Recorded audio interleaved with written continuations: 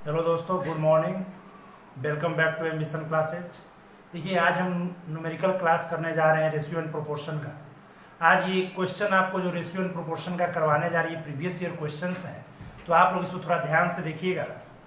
देखिए, क्वेश्चन क्या है। क्वेश्चन आ गया आपके स्क्रीन बोर्ड पे। ध्यान दीजिए क्या कह रहा है कि लाल, हरे और गुलाबी टोकन वाले बैग में लाल और हरे टोकन का अनुपात 5:12 था, जबकि गुलाबी और लाल टोकन का अनुपात 7:15 था। हरे और गुलाबी टोकन का अनुपात क्या था।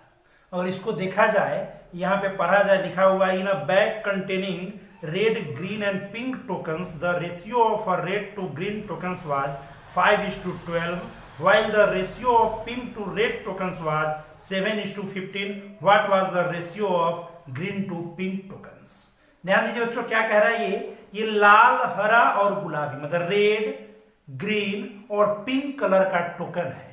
आप इसको यहां ध्यान दीजिएगा, क्या कह रहा है बच्चों, क्या कह रहा है, थोड़ा सारे बच्चे ध्यान देंगे। यहाँ पे क्या कह रहा है, यहां पे हम यहां लेंगे रेड, यहां पे लेंगे हम ग्रीन और यहां पे हम लेंगे येलो। ठीक है। और ये रेड और ग्रीन का अनुपात दिया हुआ है लाल और हरा का 5:12, 5:12। फिर दिया हुआ है गुलाबी और लाल। देखिए सर, होता क्या है, कभी भी गुलाबी और ये पिंक है सर, ये पिंक है। अब यहां ध्यान दीजिए थोड़ा, ये कह रहा है यहां लाल और हरा का अनुपात दे दिया।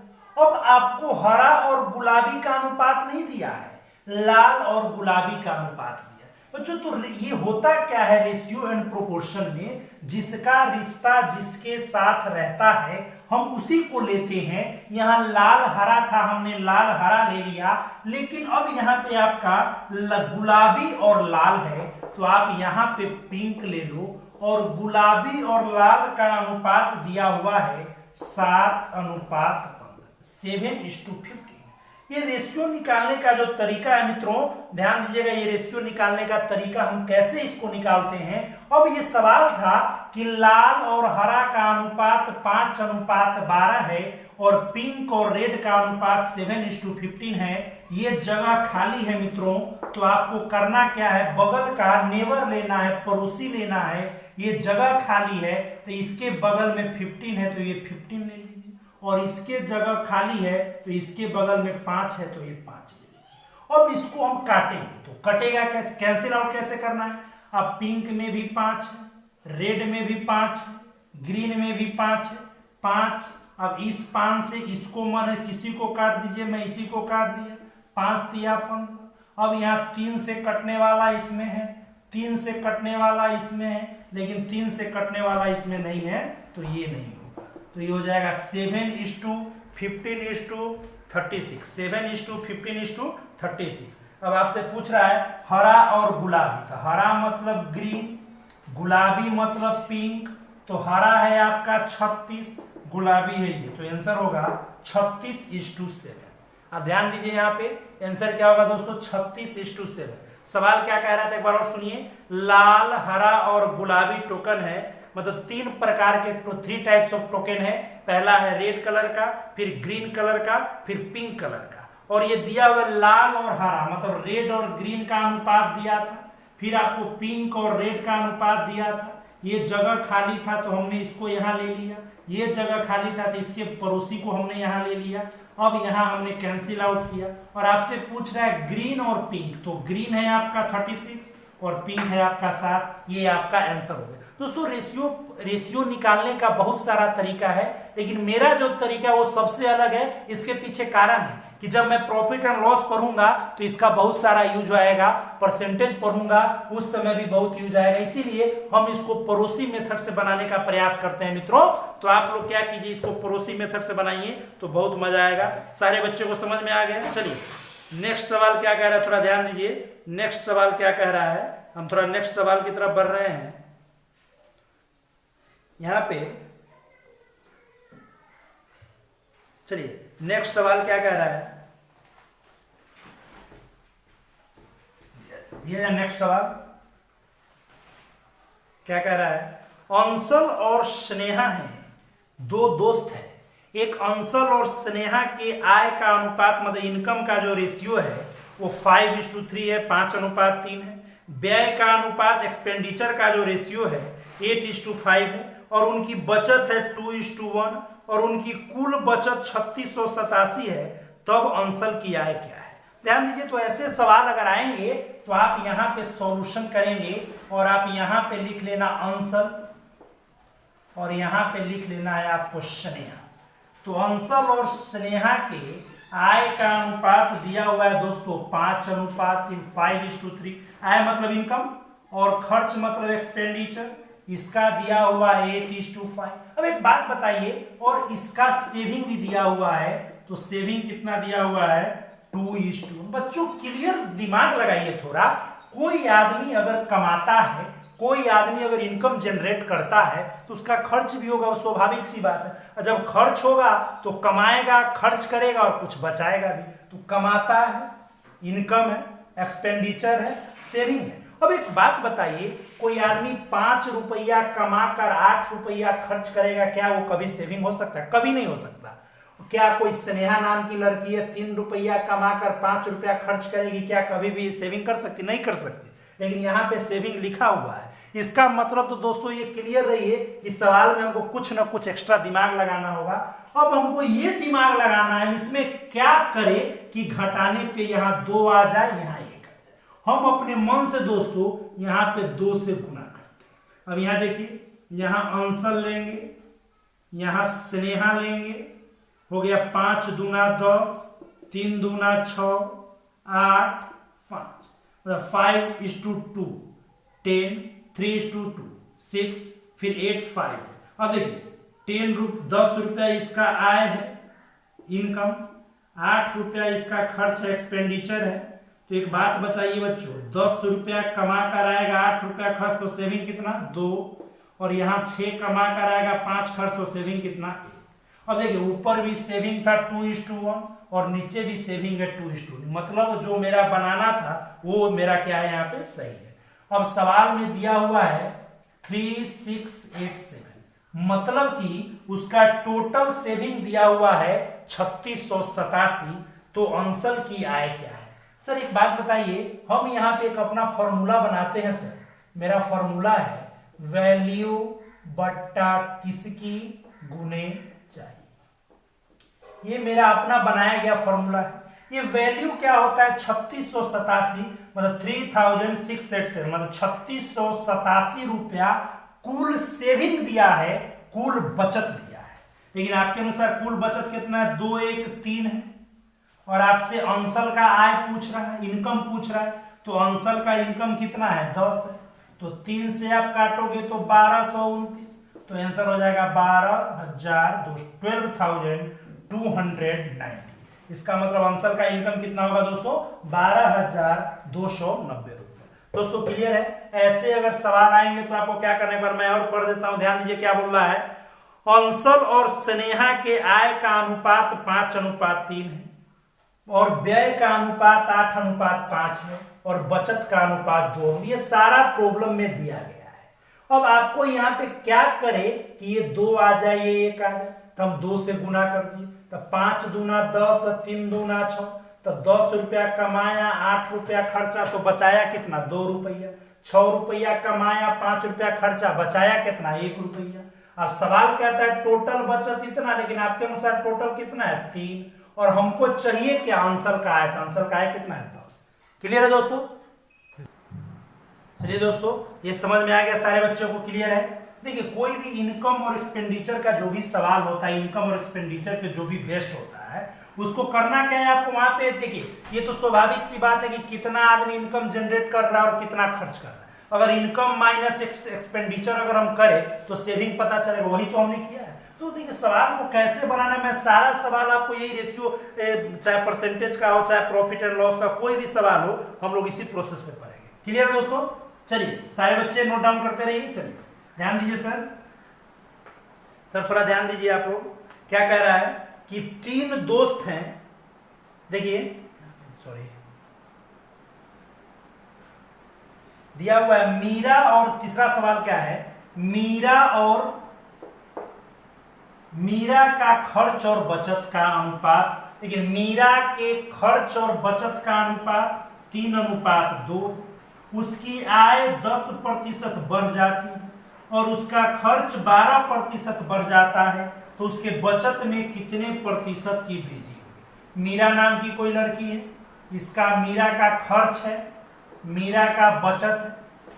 खर्च मतलब एक्सपेंडिचर, बचत मतलब सेविंग। अब एक बात बताइए, ये खर्च और बचत दे दिया तो आय भी होगा। भाई साहब खर्च करेगा कहां से, जब तक कुछ कमाएगा नहीं, जब तक खर्च कहां से करेगा। तो खर्च और बचत का अनुपात दिया हुआ है 3:2। एक बात बताइए, 3 रुपया खर्च किया, 2 रुपया बचाया, इसका मतलब उस आदमी का इनकम कितना है दोस्तों, 5 रुपया। अब कहता है आय में 10% बढ़ा दो, पहले 5 था, आज 10 बढ़ा दिया तो 10 पचे 50। फिर कह रहा है खर्च में 12 बढ़ा दो, तो 12 तिया 36, कमाया 50, खर्च 36, बचा लिया 14 और ये बट्टा में 2, तो आपका बचत का वृद्धि हो जाएगा मित्रों 7%। कितना वृद्धि हो जाएगा मित्रों, 7%। ध्यान दीजिए दोस्तों, देखिए कोई भी सवाल आएगा बच्चों तो उसको थोड़ा अच्छे से बनाइएगा। देखिए कुछ करना कहाँ है इसमें, हमको तो कुछ समझ में कुछ करना ही नहीं है। अब कमाया 5, खर्च 3, बचाया, लेकिन ये 5 इनकम दिया नहीं है, बोल रहा है कि 3 रुपया खर्च करता है, 2 रुपया बचाता है। तो 3 रुपया खर्च, 2 रुपया बचाया, तो कमाया कितना, 5 रुपये।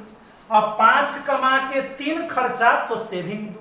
अब ये क्या कह रहा है, इनकम 10 बढ़ गया तो 10 पचे 50, खर्च 12 बढ़ गया, 12 तिया 36, 50 कमा के 36 खर्च, बचाया कितना 14। अब बट्टा में 2, तो आंसर कितना होगा दोस्तों, 7%। यही बोल रहा है कि बचत की वृद्धि को प्रतिशत में निकाले, यही आपको कह रहे हैं। क्लियर है दोस्तों, चलिए रफ कर रहा हूं मैं। चलिए सारे बच्चे क्लियर हैं।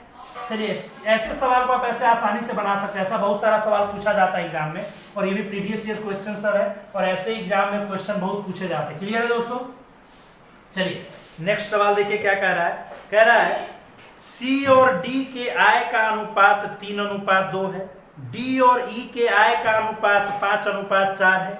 यदि सी के आय का 1/3 ई के आय के आधे से 4000 रुपया अधिक है, तो डी की आय क्या है, क्या है। अब देखिए सवाल जब बोल दिया, बोल रहा है ratio of income of C and D is to 3:2, ratio of income of D and D is to 5:4। फिर बोला if 1/3 of C's income is 4000 more than the half of his income, then what is the D income, मतलब D का आय क्या है। अब ये कह क्या रहा है, ध्यान दीजिए, सवाल कह रहा है कि सी और डी के आय का अनुपात है। ध्यान दीजिए बच्चों, सारे बच्चे ध्यान देंगे, और सर ध्यान दीजिए आप लोग, सी और डी है, और ये कह क्या रहा है, जो रेशियो है सी और डी का वो दिया हुआ है 3:2, और डी और ई का दिया हुआ है 5:4। और आप ये देखिए यहाँ ये कर दीजिए 5:3, 15, 10, 8। अब ये क्या रहा है, सी के आय का 1/3, तो सी कितना है 15, तो 15/3। फिर कह रहा है ई के आय के आधे से 4000 रुपया अधिक। अब एक चीज समझिए, ऐसे सवालों को हम इस फॉर्मूला पे बनाएंगे तो वैल्यू बटा किसकी गुणे चाहिए दोस्तों, तो वैल्यू दिया हुआ है 4000, वैल्यू दिया हुआ है 4000, और ये 4000 है क्या, हम ये अब समझे। तो 4000 क्या कह रहा है, सी के आय का 1/3, तो सी का आय 15, 15 का 1/3। फिर कह रहा है ई के आय का आधा, तो ई का आय 8, तो 8 का आधा 4, और इससे 4000 अधिक है, तो 3 से काटेंगे 5, 2 चौका 8, तो 5 में से 4 गया 1, तो ये 4000 किसके बराबर है, 1 के बराबर है। और डी का आय पूछ रहा है, तो डी 10 है, तो आंसर हो जाएगा 10 चौका 40। दोस्तों तो ऐसा सवाल अगर आपके सामने आता है तो आप इसको आसानी से सॉल्व कीजिए। देखिए ये भी नहीं करना, ये आपके दिमाग में होना चाहिए, बस आंसर यही है, बाकी कुछ नहीं करना है। सवाल क्या कह रहा है कि ratio of C and D income का जो है वो 3:2 है, डी और ई का 5:4 है। अब यहाँ पे ये जगह खाली था, इसके बगल वाले को हमने रखा, यहाँ पे जगह खाली है, इसके बगल वाले को हमने रखा।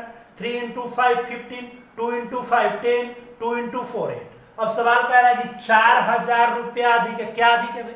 यही तो वैल्यू बटा किसकी क्या अधिक है। तो सवाल क्या कह रहा है, सी का 1/3। तो सी मतलब 15 का 1, दिमाग में बनाइए, सी का 1/3, सी मतलब 15, 15 का 1/3 5। फिर कह रहा है ई का आधा, तो ई मतलब 8, तो 8 का आधा 4, तो 5 4 से कितना अधिक है 1। लेकिन सवाल कह रहा है 4000 और चाहिए मतलब आपसे क्या डिमांड कर रहा है, आपसे डिमांड कर रहा है ये तो 10, तो 10 × 4000 कितना होगा 40,000। ये तो हम आपको बताएं कि किसकी में क्या है दोस्तों। तो ऐसे सवाल को बिल्कुल समय नहीं लग रहा मित्रों, तो ऐसे सवाल को आप आसानी से बना सकते हैं। चलिए आगे बढ़े।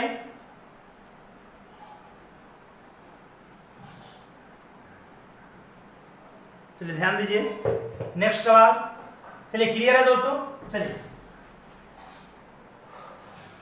नेक्स्ट सवाल क्या कह रहा है, कह रहा है एक बैग में 1:2:5 के अनुपात में 3 प्रकार का सिक्का है, 50 पैसा, 10 पैसा और 25 पैसा और 10 पैसा। और सिक्का का एक निश्चित संख्या है। बैग में सभी सिक्कों का कुल मूल्य 300 रुपया है। तो सिक्कों की कुल संख्या ज्ञात कीजिए। दोस्तों ये कह क्या रहा है, ध्यान दीजिए, कह रहा है ये bag contains a certain number of 50 पैसा कॉइन्स, 25 पैसे coins and 10 पैसे coins in the ratio of 1:2:5. If the total value of all the coins in the bag is 300, find the total number of coins. अब ध्यान दीजिए, अगर ऐसे सवाल को ये क्वेश्चन बहुत पूछे जाते हैं, जो सिक्का वाला क्वेश्चन होता है, बहुत क्वेश्चन पूछे। 3 प्रकार के सिक्के हैं आपके पास, एक 50 पैसा, एक 25 पैसा और एक 10 पैसा। और यहाँ पे जो सिक्का है इसका जो अनुपात है, सिक्कों की एक निश्चित संख्या है। अब संख्या का जो अनुपात दिया है बच्चों, दिया हुआ 1, 2, 5। अब चलिए 50 पैसा का एक सिक्का तो 50 पैसा, 25 पैसा का 2 सिक्का तो 50 पैसा, 10 पैसा का 5 सिक्का तो 50 पैसा, टोटल 1.5 रुपया हो गया।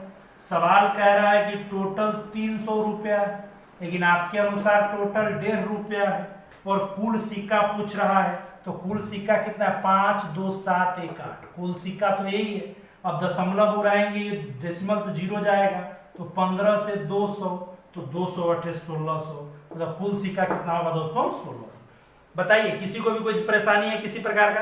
चलिए कोई भी स्टूडेंट हो जिनको परेशानी हो, ध्यान दीजिए क्या बोला, एक थैला में 3 प्रकार का सिक्का है, 50 पैसा, 25 पैसा और 10 पैसा। और संख्या का अनुपात दिया हुआ है 1:2:5। और 50 पैसा का सिक्का है और एक संख्या है, तो 50 एकम 50, 25 दूना 50, 10। टोटल सिक्का का मूल्य हो गया 1.5 रुपया।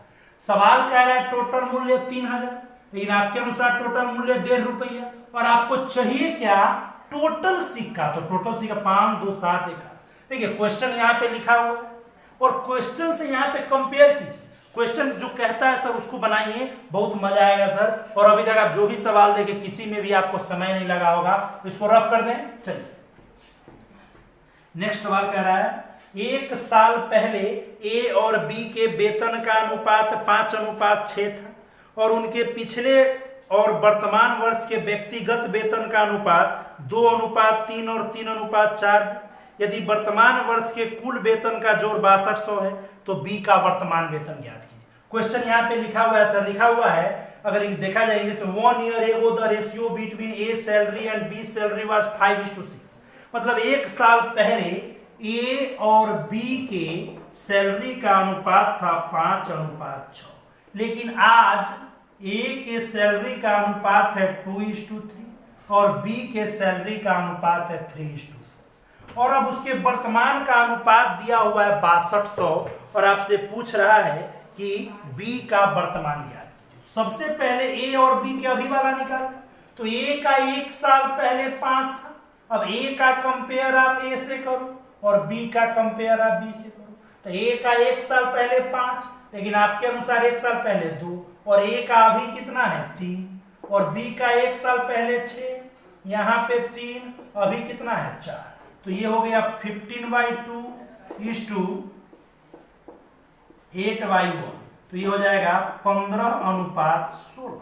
मतलब ए और बी का अनुपात कितना है 15:16।